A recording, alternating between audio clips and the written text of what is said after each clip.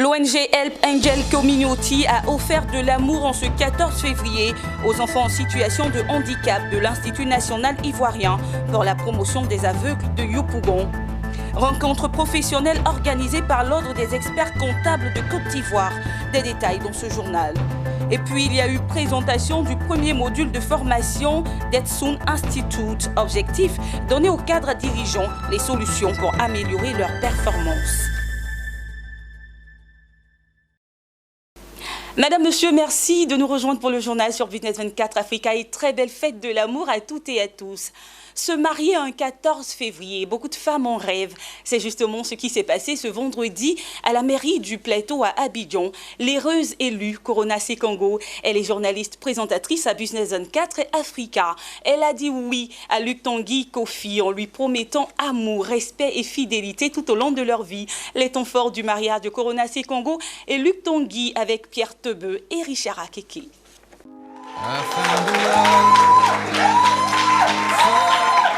Il n'y a pas eu débat entre la présentatrice de l'émission Ça fait débat sur Business 24 Africa, Corona Sekongo et Tanguy Kofi ce vendredi 14 février 2020.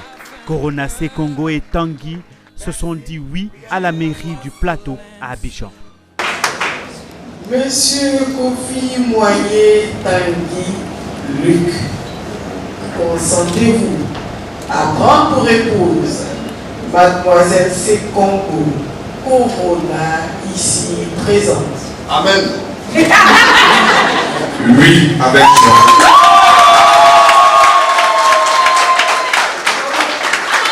Après les consentements mutuels, place à l'échange des alliances, puis vient le moment tant attendu, le baiser d'amour devant témoins.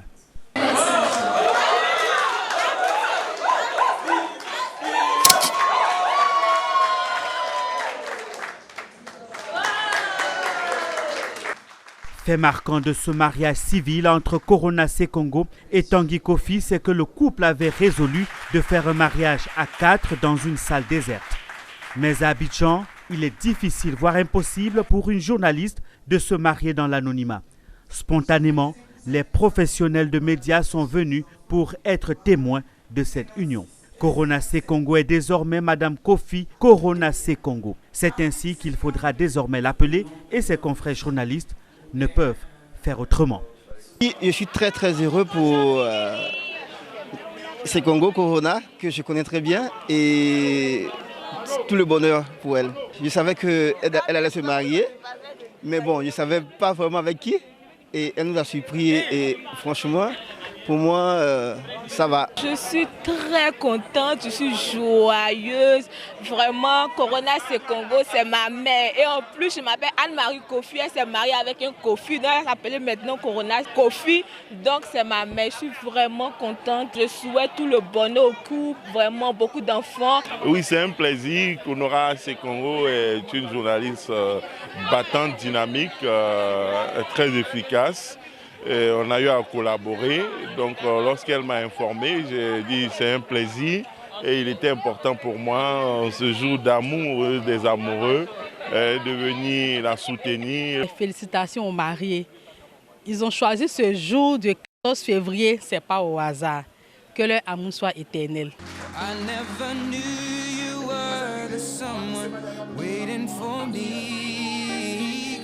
Après le mariage civil, le couple Kofi laisse leurs convives inattendus pour s'engouffrer dans leur véhicule, destination un lieu romantique pour un débat en tête-à-tête qui risque de prendre plusieurs jours, surtout qu'il y a un livret familial de 11 pages à remplir.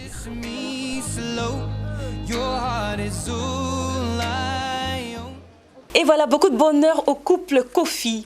Et oui, ce 14 février marque la fête de la Saint-Valentin. Cette fête de l'amour importée de l'Occident qui est en train de s'installer petit à petit dans les couples. Notre équipe de reportage a posé une seule question aux femmes. Alors, très chères dames, quelle est pour vous la meilleure preuve d'amour attendue de votre conjoint? Élément de réponse avec Zeynab Dosso et Ezekiel Seri. On regarde. La preuve d'amour pour moi, c'est de ne rien cacher à son partenaire, de ne jamais le tromper, de vraiment d'être là quand il a besoin de vous. La plus belle preuve d'amour, je préfère dire l'amour d'abord et le respect mutuel entre les époux. Et surtout la communication. La plus belle preuve d'amour pour moi, c'est la confiance. J'ai mon Valentin aussi qui m'a mariée, qui m'a mis la bague dans le doigt. Donc c'est à cause de lui aujourd'hui que je fais ces genres de trucs parce que tellement que j'aime, s'il est dans les difficultés, moi aussi ça me touche. La Saint-Valentin, une fête qui n'est pas seulement dédiée aux amoureux. Cela a été démontré par l'Institut national ivoirien pour la promotion des aveugles de Yopougon à l'occasion de la journée de l'amour en faveur des enfants en situation de handicap. Une œuvre de l'ONG Help Angel Community pour célébrer la Saint-Valentin. Toujours Zeynab Dosso et Ezekiel Seri. Ce sont des enfants en situation de handicap qui ont plus besoin d'amour.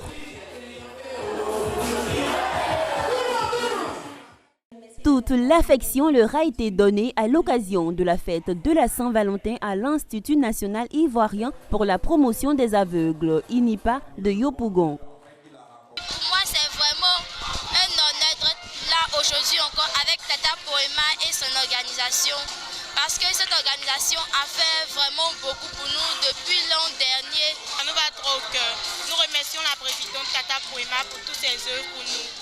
Et nous ne cesserons jamais de leur dire merci. Sketch, génie en herbe, poésie et remise de cadeaux de la part des partenaires.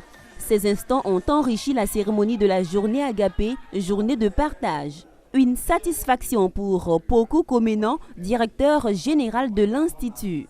Nos enfants sont des enfants particuliers, c'est des enfants en situation de handicap qui peut-être très souvent n'ont pas cet amour-là comme les autres enfants.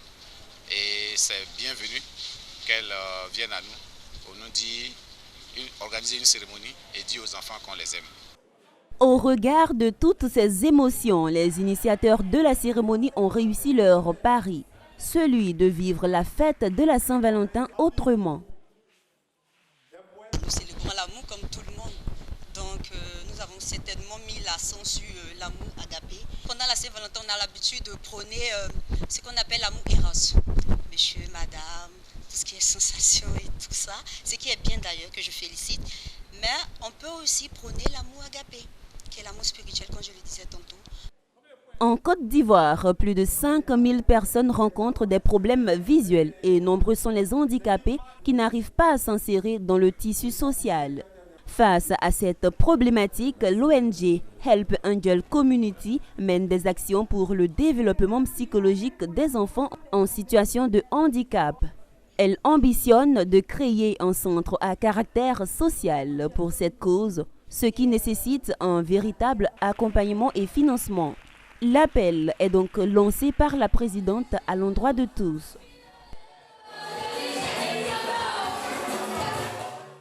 Toute autre chose à présent, l'Ordre des experts comptables de Côte d'Ivoire a organisé sa première réunion professionnelle 2020 ce jeudi à Abidjan. Cette rencontre a permis aux experts comptables de passer à la loupe les principales dispositions de l'annexe fiscale 2020, mais aussi de comprendre le statut de l'entrepreneur. Mon désir Nascimento et Ismaël Doussa nous permettent d'en savoir plus.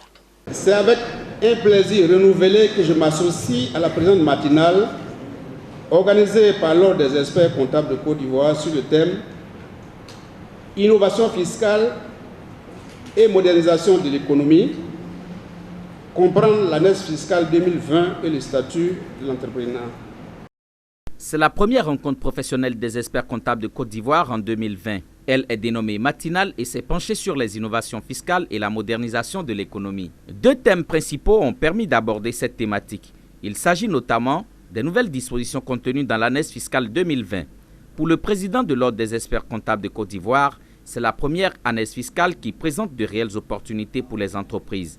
Elle a tenu compte des propositions faites à l'administration fiscale en 2019. Je pense que ça fait partie d'une des annexes fiscales pour lesquelles je n'ai pas encore entendu de problème.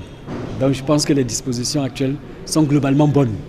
Je ne dis pas que toutes les dispositions suffisent pour nous aider à progresser, mais je pense que l'approche de discussion qui a été instaurée par le gouvernement, qui implique l'ensemble des parties prenantes, permet de résoudre, je vais dire, en amont toutes les difficultés qu'on peut rencontrer au moment de l'application.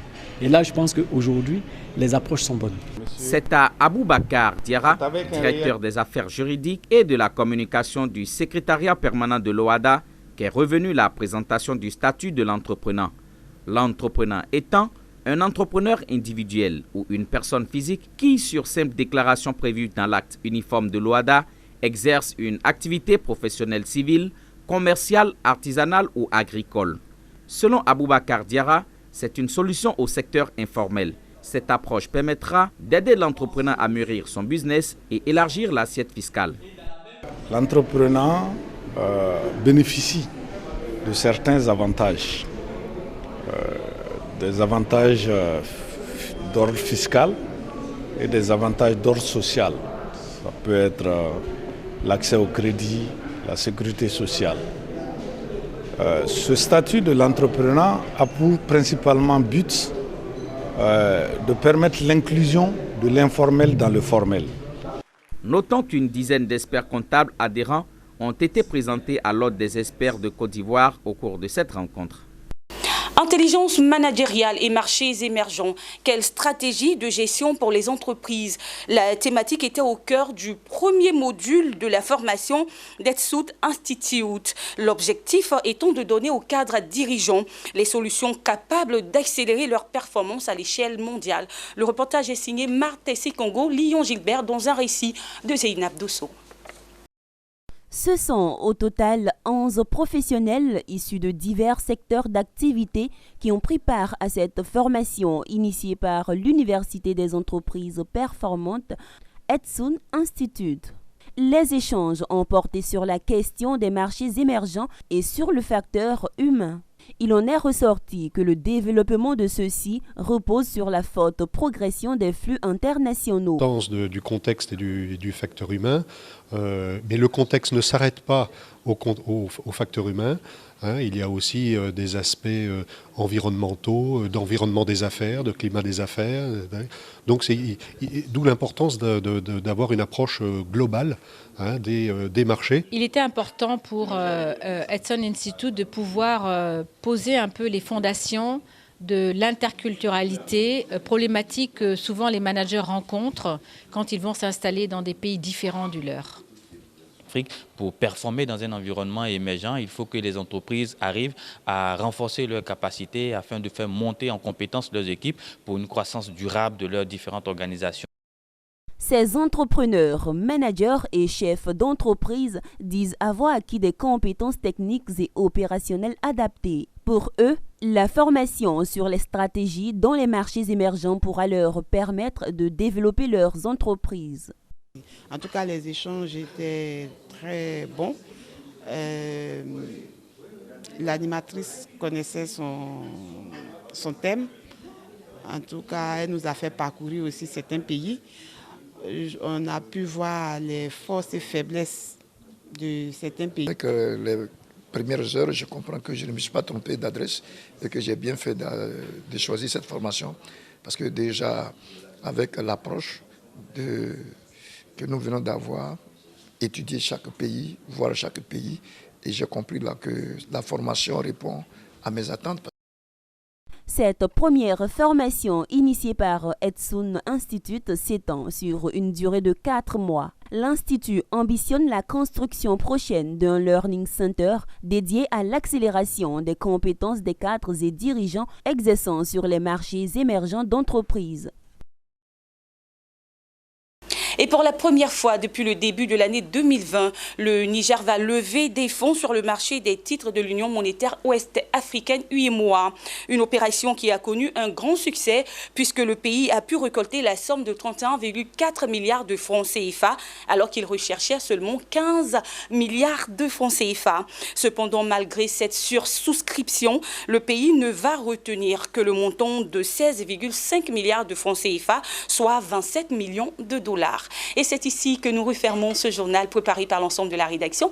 Merci de l'avoir suivi et puis excellente fête de l'amour à toutes et à tous. Au revoir.